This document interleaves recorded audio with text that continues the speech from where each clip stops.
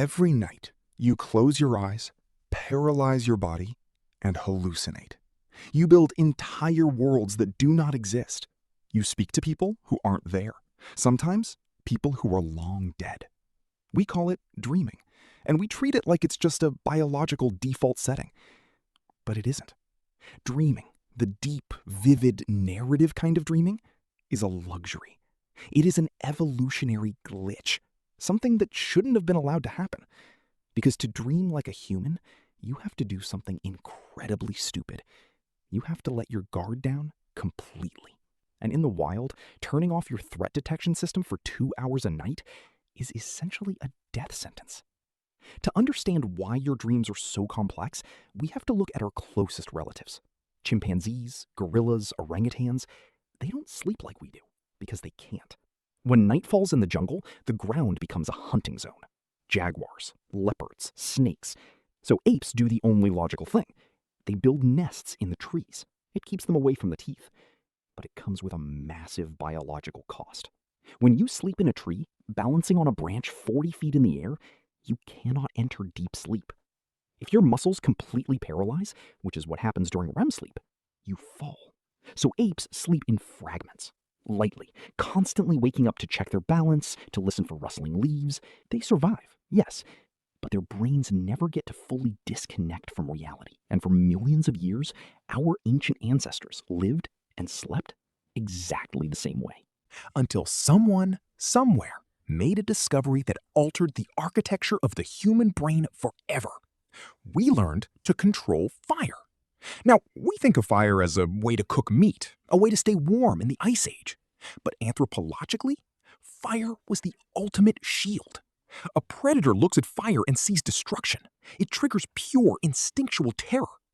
Because of fire, for the first time in our history, the ground became safe at night. We didn't have to sleep in the branches anymore. We could lie flat on the dirt. And when we lay flat, protected by a wall of light, a biological handbrake was released. We didn't have to worry about falling. We didn't have to sleep with one eye open.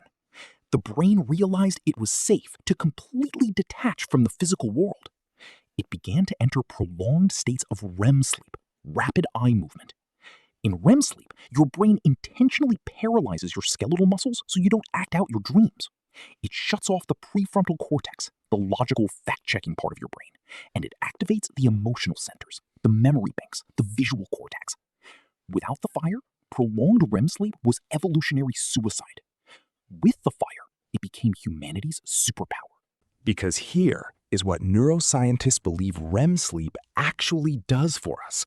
It is an overnight simulation software, a virtual reality engine built into your skull. When you are awake, you gather information. You hunt, you forage, you observe. But when you enter deep sleep, the brain starts playing with those pieces. It asks, what if? It connects things that have never been connected before. What if the predator attacks from the river? The brain generates a nightmare to let you practice the escape. What if the sharp stone was attached to the long stick? The brain generates a blueprint for a better spear. In the safety of the firelight, the human mind was finally allowed to wander, to imagine things that did not yet exist, to invent. This is why you wake up with solutions to problems you couldn't solve yesterday.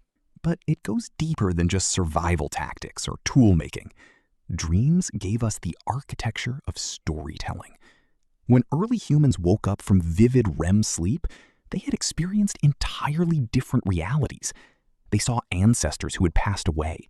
They saw spirits. They saw monsters. And because they couldn't explain the neurobiology of sleep, they assumed those places were real, that the soul left the body at night and traveled to a spirit realm. Dreams became the foundation for myth, for religion, for the idea of an afterlife. Without the deep, paralyzed sleep that fire allowed, we might never have developed abstract culture. Think about the timeline. For millions of years, our brains were locked in a state of constant vigilance, trapped in the trees, surviving, but never imagining. Then we sparked a flame. We built a circle of light that held the darkness back. We laid our heads on the earth, closed our eyes, and let ourselves become completely vulnerable. And in that vulnerability, in the deep offline processing of the night, we didn't just dream of better weapons or gods or stories. We dreamed ourselves into being human.